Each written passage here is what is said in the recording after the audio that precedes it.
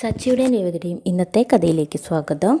അങ്ങനെ കാണിക്കുന്നത് തന്നെ സച്ചിയുടെ വണ്ടി ഇങ്ങനെ വരുന്നതാണ്. സച്ചിയുടെ വണ്ടി വരുമ്പോഴത്തേക്കും പോലീസുകാർ ബ്ലോക്ക് ചെയ്യുന്നുണ്ട്. എന്നിട്ട് സച്ചിയോട് പറയുന്നുണ്ട്, തന്നെ വണ്ടി എന്തിയടാ, വണ്ടി നിർത്തിടാന്ന് പറയുന്നത്. അപ്പോൾ സച്ചിക്ക് എന്താണെന്ന് ചോദിക്കുമ്പോൾ പറയും, എന്താണെന്നൊക്കെ ഞങ്ങൾ പറയാം, നിന്റെ വണ്ടിയിൽ നിന്ന് ഇറങ്ങടാന്ന് പറയുമ്പോൾ സച്ചി ഇങ്ങനെ വണ്ടിയിൽ നിന്ന് ഇറങ്ങും. അപ്പോൾ എൻ്റെ പേപ്പറുകളെല്ലാം ശരിയാണല്ലോ സാറേ എന്ന് പറയും. നിൻ്റെ പേപ്പറുകളൊക്കെ ശരിയാണ്, പക്ഷേ നിൻ്റെ സ്വഭാവം അത്ര ശരിയല്ലല്ലോ എന്ന് ചോദിക്കും. സാർ എന്താ ഇങ്ങനെയൊക്കെ പറയുന്നത്, എല്ലാവരും എൻ്റെ അടുത്ത് എന്നെ വിളിച്ച് ഓട്ടം വിളിച്ചവർ വരെ ഇങ്ങനെയൊക്കെ ഇറങ്ങിപ്പോകും എൻ്റെ വണ്ടിയിൽ നിന്ന്, ഞാൻ എന്ത് ചെയ്തതിനാന്ന് പറയും. അപ്പം പറഞ്ഞു, നീ കഴിച്ചിട്ടില്ലേടാ നീ വണ്ടി ഓടിക്കണേന്ന് നിൽക്കും, നിൻ്റെ വണ്ടിയെ കയറിയവർക്ക് വല്ല അപകടവും പറ്റിയായിരുന്നെങ്കിലോ എന്നൊക്കെ ഇങ്ങനെ പറയുന്നുണ്ട്. അപ്പം ഇതുവരെ എൻ്റെ വണ്ടിയെ കയറിയവർക്ക് ഒരു അപകടമോ, എൻ്റെ വണ്ടി ഇതുവരെ ആക്സിഡൻറ്റിലോ പെട്ടിട്ടില്ലല്ലോ സാറേ എന്ന് പറയുമ്പോൾ പറയും, അത് കയറിയവരുടെ ഭാഗ്യമാടാന്നൊക്കെ പറയുന്നുണ്ട്. നിൻ്റെ വണ്ടി പിടിക്കാൻ തന്നെ സർക്കിൾ ഓഫീസിൽ നിന്ന് വിളിച്ച് പറഞ്ഞിട്ടുണ്ട് എന്നൊക്കെ ഇങ്ങനെ പറയുന്നുണ്ട് പോലീസുകാർ. നിൻ്റെ ലൈസൻസ് എന്ത് ചെയ്യടാന്ന് ചോദിക്കും. ലൈസൻസ് നീട്ടുമ്പോഴത്തേക്കും അത് മേടിച്ച് പോക്കറ്റിടും. സാർ എൻ്റെ ലൈസൻസ് കൊണ്ടുപോവില്ലേ എന്ന് പറയും. നിൻ്റെ ലൈസൻസ് ഇനി ഞങ്ങൾ തരണോ വേണ്ടതെന്ന് ഞങ്ങളൊന്ന് ആലോചിക്കട്ടേടാന്ന് പറഞ്ഞിട്ട് അവനോട് വണ്ടിയിൽ നിന്ന് ഇറങ്ങാൻ പറയണം. എന്നിട്ട് കൂടെ വന്ന പോലീസുകാരനോട് പറഞ്ഞിട്ടുണ്ട്, അവൻ്റെ വണ്ടി എടുത്ത് സ്റ്റേഷനിലേക്ക് കൊണ്ടുപോരെന്ന് പറയും. സാർ അതെൻ്റെ ഭാര്യ എനിക്ക് മേടിച്ചു തന്ന വണ്ടിയാണ്, അത് കൊണ്ടുപോകല്ലേ സാറേ എന്ന് പറഞ്ഞിട്ട് സച്ചി ഇങ്ങനെ ഭയങ്കര വിഷമത്തോടെ പറയുന്നുണ്ട്. അപ്പോൾ ഇനി എൻ്റെ വണ്ടി തരണോ വേണ്ടതെന്ന് ഞങ്ങളാണ് തീരുമാനിക്കുന്നതെന്ന് പറയും. അപ്പോൾ പറയും, നീ ഇന്ന് ബാറിൽ പോയില്ലേടാ എന്ന് ചോദിക്കും. സാർ ഞാൻ ബാറിൽ പോയി, അതിൻ്റെ ഓട്ടം വിളിച്ചപ്പോൾ ആൾ വരാഞ്ഞത് കൊണ്ട് ഞാൻ പോയതാ. പറയും, നീ കഴിക്കാൻ വേണ്ടി പോയതല്ലേടാ എന്നൊക്കെ പറഞ്ഞിട്ട് സച്ചി എടുത്ത് ഇങ്ങനെ ഭയങ്കരമായിട്ട് പോലീസുകാരൻ ദേഷ്യപ്പെടുന്നുണ്ട്. സാർ അതെൻ്റെ ഭാര്യ മേടിച്ചു തന്നെന്ന് പറഞ്ഞിട്ട് സച്ചി ആ വണ്ടിയുടെ പുറകെ ഇങ്ങനെ ഓടുകയാണ്. ആ പോലീസുകാരൻ അങ്ങനെ നിർത്തുന്നൊന്നുമില്ല, വണ്ടി എടുത്തുകൊണ്ട് പോകുന്നുണ്ട്.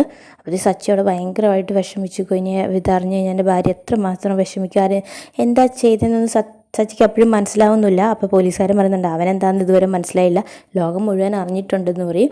അപ്പോൾ വീഡിയോയുടെ എന്തൊരു കാര്യം ഇങ്ങനെ പോലീസുകാരൻ ഇങ്ങനെ പറയുന്നുണ്ട്. അപ്പോൾ സച്ചി അങ്ങനെ അവിടെ നിൽക്കുന്നതായിട്ടാണ്, ഈ വണ്ടിയുടെ പുറകെ ഓടിയിട്ട് അവിടെ നിൽക്കുന്നതായിട്ടാണ് കാണിക്കുന്നത്. പിന്നെ അതേസമയം സച്ചിയുടെ വീട്ടിലുള്ളവരാണ് എല്ലാവരും ടേബിളിന് ചുറ്റും ഇങ്ങനെ വട്ടം കൂടിയിരിക്കുന്നുണ്ട്.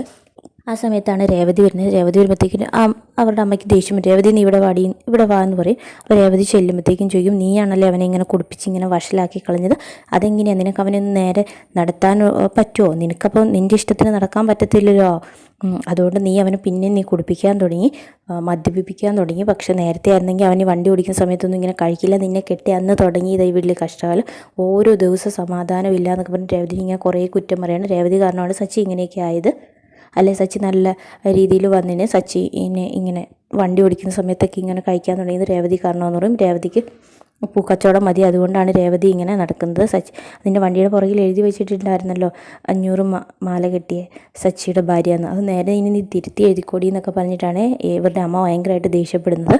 അപ്പോഴത്തേക്കും രേവതിയെ തന്നെയാണ് കുറ്റം പറയുന്നത്, രേവതി കാരണമാണ് ഇങ്ങനെ ആയതെന്ന്. അപ്പോൾ രേവതി പറയും, എന്നെ കുടിയൻ്റെ ഭാര്യ എന്നാണ് വിളിക്കൂ എന്നൊക്കെ ഇങ്ങനെ രേവതിയോട് പറയുന്നുണ്ട്. അപ്പോൾ രേവതി പറയും, അങ്ങനെ പറയുകയാണെങ്കിൽ നിങ്ങൾ കുടിയൻ്റെ അമ്മ എന്ന് വിളിക്കൂ എന്ന് പറയും. അപ്പോഴത്തേക്ക് എല്ലാവരും ഇങ്ങനെ നിൽക്കുക, നീ തർക്കുത്തരം പറയുന്നോടിന്ന് ചോദിക്കും. അപ്പോഴത്തേക്ക് എല്ലാവരും ഇങ്ങനെ നിൽക്കുന്നതാണ്. അപ്പോഴത്തേക്കും വർഷം പറയും, അത് ശരിയാണമ്മേ, അങ്ങനെ പറയുമ്പോൾ അങ്ങനെയും പറയൂ എന്ന് പറയും. അപ്പോഴത്തേക്ക് രേവതി പറയുന്നുണ്ട്, ശരിയാ, ഞാൻ പറയുന്നത് ശരി തന്നെയാണമ്മേ, ഞങ്ങളുടെ കല്യാണം കഴിഞ്ഞിട്ട് 1 വർഷമായില്ല, ഇത്രയും നാൾ അമ്മയല്ലേ മോനെ വളർത്തിയത്, ആ അമ്മയ്ക്ക് നന്നാക്കത്തില്ലായിരുന്നു, പിന്നെയാണ് ഈ 1 വർഷം വന്നിട്ട് ഞാൻ നന്നാക്കിയില്ല എന്ന് പറയുന്നത്. അപ്പോൾ പറയും, ഞാനാണോ അവനെ കുടിപ്പിച്ചത്, ഞാനാണോ രാവിലെ അവനോട് ബാറിൽ പോകാൻ പറഞ്ഞു വിടുന്നതെന്ന് ചോദിക്കും. അപ്പോൾ രേവതി ചോദിക്കും, ഞാനാണോ സച്ചിനോട് രാവിലെ ഇവിടുന്ന് ബാറിൽ പോകാൻ പറഞ്ഞു വിടുന്നത്, ഞാനാണോ മദ്യപിപ്പിക്കുന്നതെന്നൊക്കെ ചോദിച്ചിട്ട് രേവതി ഇങ്ങനെ ചോദിക്കുകയാണ്. അപ്പോഴത്തേക്കും ശ്രുതി പറയുന്നുണ്ട്, നീ അമ്മേനെ കുറ്റം പറയാൻ പറ്റില്ല, നീ ഞങ്ങളുടെ കാര്യത്തിൽ ഞങ്ങൾ ഇടപെട്ടുല്ലോ, അപ്പോൾ പറഞ്ഞുല്ലോ സച്ചിയേട്ടന് എന്തെങ്കിലും സംശയം തോന്നിയുണ്ട്, അതുകൊണ്ടാണ് സച്ചിയേട്ടൻ ഇങ്ങനെ ചോദിക്കുന്നതെന്ന്, ഇപ്പം ഞങ്ങൾക്ക് നിൻ്റെ കാര്യത്തിൽ സംശയമുണ്ട്, അതുകൊണ്ടാണ് ഞങ്ങൾ ഇടപെടാൻ ഞങ്ങൾക്ക് പറ്റൂലേ എന്ന് ഇങ്ങനെ ശ്രുതി ചോദിക്കുവാണ്.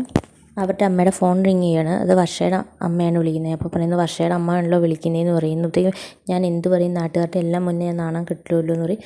അപ്പോൾ വർഷ പറയുന്നുണ്ട്, അമ്മ ഫോൺ എടുത്തു, വേറെ ഒന്നും ഇങ്ങനെ എൻ്റെ അമ്മയല്ലേ വിളിക്കുന്നത്, അതിൻ്റെ ടെൻഷനൊന്നും വേണ്ടാന്ന് പറയും. ഫോൺ എടുക്കുമ്പോഴത്തേക്കും ചോദിക്കും, നീ ആകെ നാണം കെട്ടല്ലോ എന്നുള്ള രീതിയിലൊക്കെയാണ് സംസാരിക്കുന്നത്, സച്ചി കാരണം നിങ്ങൾ നാണം കിട്ടു, എന്ന് എൻ്റെ ഹസ്ബൻഡിനെ തല്ലിയപ്പോൾ ഞങ്ങൾ നാണം കിട്ടു, ഇപ്പം നിങ്ങൾ മൊത്തത്തോടെയാണല്ലോ നാണം പെടുന്നത്, എൻ്റെ മോൾ അവിടെയാണല്ലോ താമസിക്കുന്നതെന്ന് ഓർക്കുമ്പോൾ എനിക്കൊരു വിഷമം ഉണ്ടെന്നൊക്കെ പറഞ്ഞ് ഇങ്ങനെ ഓരോന്ന് പറയാണ്.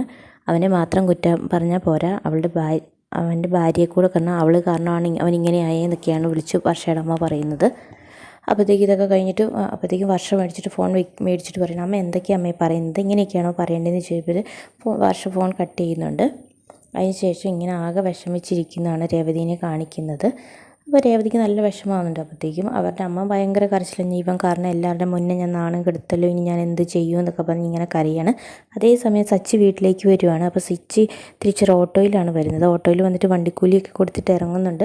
അപ്പോൾ ആരൊക്കെ ലോകം മുഴുവൻ എന്നെ കുറ്റപ്പെടുത്തിയല്ലോ, എൻ്റെ അച്ഛനും രേവതി എന്നെ കുറ്റപ്പെടുത്തില്ലല്ലോ, അവർക്ക് ഞാൻ പറഞ്ഞാൽ മനസ്സിലാകുമല്ലോ എന്നൊക്കെ പറയുന്നുണ്ട്. രേവതി അതേസമയം ഇങ്ങനെ ഇരുന്ന് കരയുക. അപ്പോഴത്തേക്കും വർഷ ശ്രീകാന്തിൽ ചെന്ന് സമാധാനിപ്പിക്കാൻ നോക്കുന്നുണ്ട്. അപ്പോൾ പറയുന്നുണ്ട്, ഇപ്പോൾ എല്ലാവരും പറയുന്നേക്കാളും എനിക്ക് വിഷമം, ആൾ പിന്നെയും കഴിക്കാൻ തുടങ്ങിയല്ലോ എന്നോർത്താൽ എനിക്കൊരു വിഷമം എന്നൊക്കെ പറഞ്ഞിട്ട് ഇങ്ങനെ രേവതി പറയുകയാണ്.